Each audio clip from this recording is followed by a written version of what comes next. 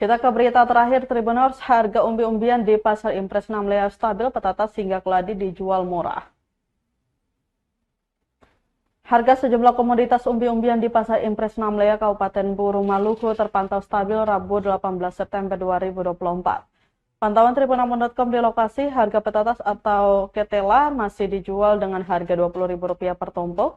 Jika berukuran besar, satu tumpuk terdiri dari 7 buah, sementara untuk ukuran kecil berisi 9 buah. Hal yang sama berlaku untuk singkong dan keladi. Singkong saat ini dijual Rp20.000 per tumpuk. 4 buah singkong berukuran besar atau 6 buah berukuran kecil dapat dibawa pulang dengan harga tersebut. Sementara itu, keladi juga dipatok Rp20.000 per tumpuk berisi 6 buah. Kepada tribunambon.com, Liris, salah satu penjual, mengatakan, walau cuaca di Kabupaten Buru sangat panas namun tidak mempengaruhi harga umbi-umbian. Hal itu dikarenakan stok umbi-umbian saat ini cukup banyak sehingga harga tetap stabil. Meski cuaca di wilayah Namlea cukup panas, harga umbi-umbian tetap stabil dan terjangkau karena stok yang melimpah di pasaran.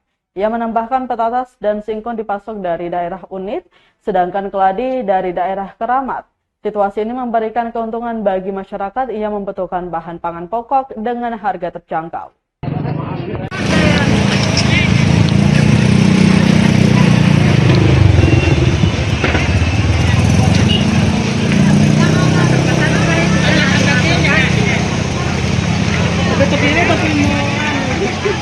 Download Tribun X sekarang, menghadirkan lokal menjadi Indonesia.